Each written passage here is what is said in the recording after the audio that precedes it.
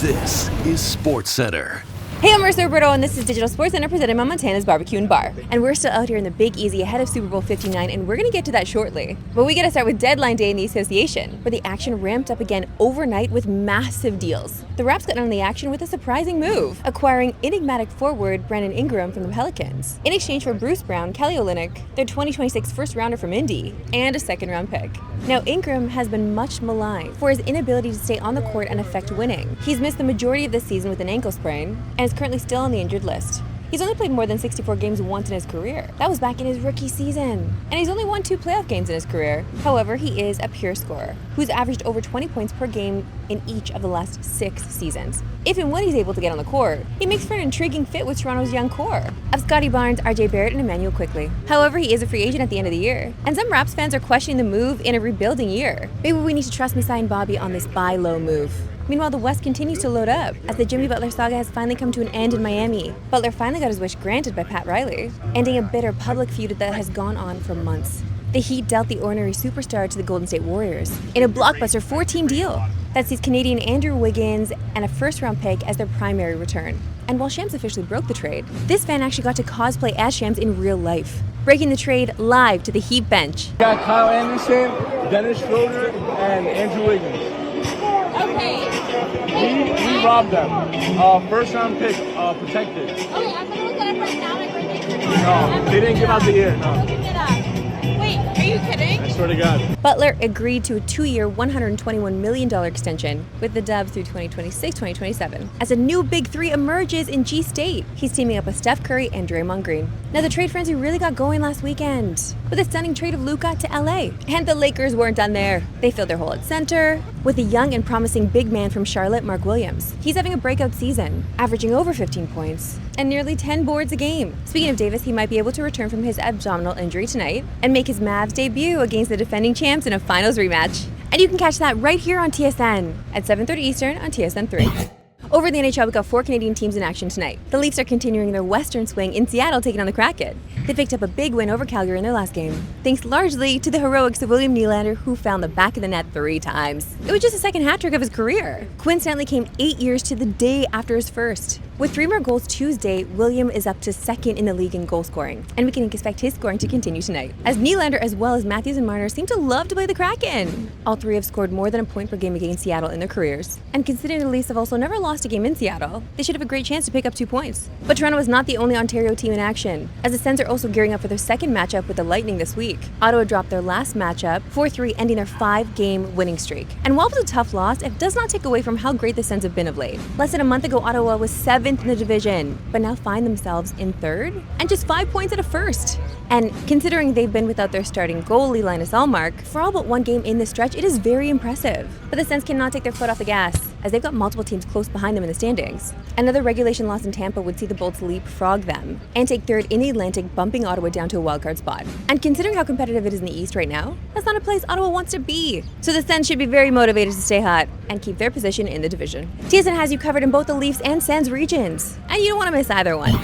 Now, we're just 3 sleeps away from Super Bowl 59, or Super Bowl LIX as some people are calling it. I mean, I'm not, but you can do what you want. And we'll wait to see if the Chiefs can make history with the 3-peat, or if the Eagles can avenge their loss from 2 years ago. Now, yesterday we focused on Patrick Mahomes' quest to catch Tom Brady in the GOAT department, but today we're going to shine a light on what could be his biggest obstacle, Saquon Barkley. Barkley's not only an MVP candidate this season, but he's on pace to set some records that seem untouchable, which is 30 rushing yards on Sunday. He'll surpass Terrell Davis for the most ever in a single season, including the playoffs. If he can rack up 58 yards on the ground, he'll join Davis and John Riggins as the only players with 500 in a single postseason. And he can become just 3rd player to ever lead the league in rushing yards, and win a Super Bowl joining Davis and Emmitt Smith. Sunday will be extra special for Barkley, as it's also his 28th birthday, where he could become the first player to ever score a touchdown on his birthday in the Super Bowl. It also happens to be his rookie teammate's birthday, Cooper DeJean, who will turn just 22. The only other teammates to ever share a Super Bowl birthday was way back in Super Bowl II, and that was between the Packers and Raiders. So maybe there's just magic in birthdays and Super Bowls. We'll see what happens. And you can watch Super Bowl 59 on CTV and TSN starting at 6:30 Eastern,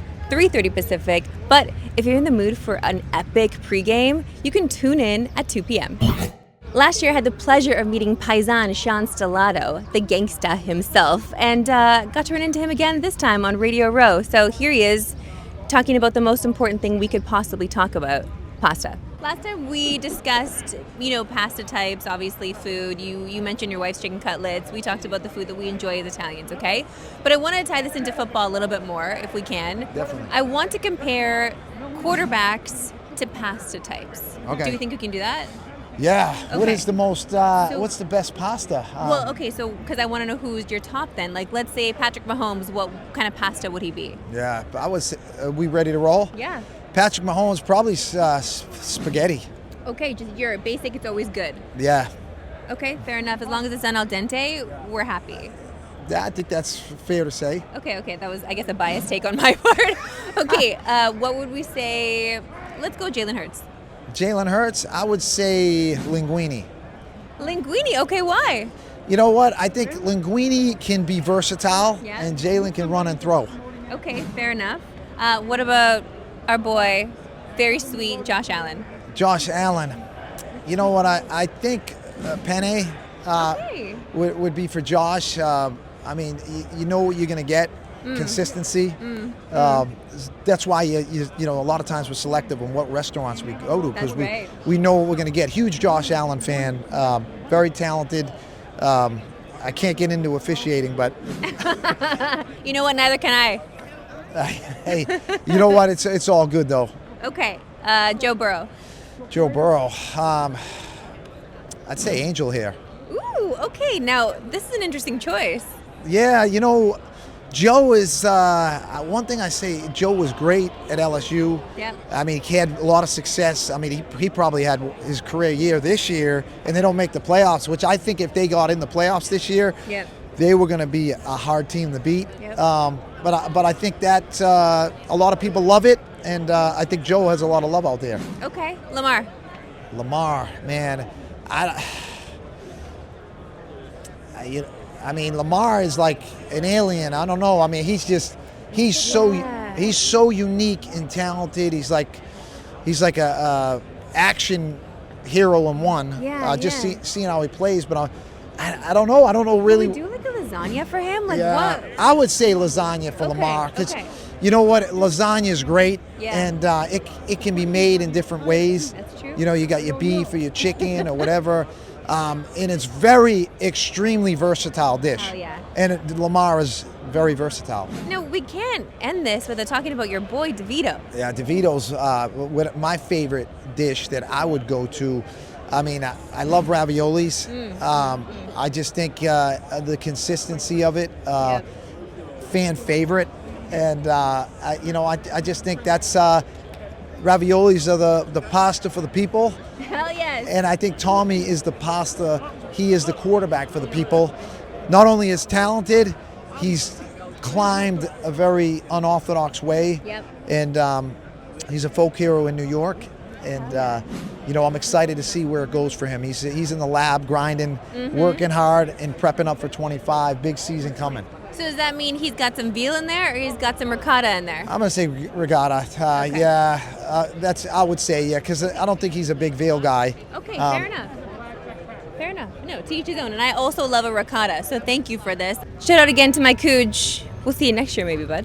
That's it for me today. We'll see you back here tomorrow, 4 Eastern, 1 Pacific. We'll see you then.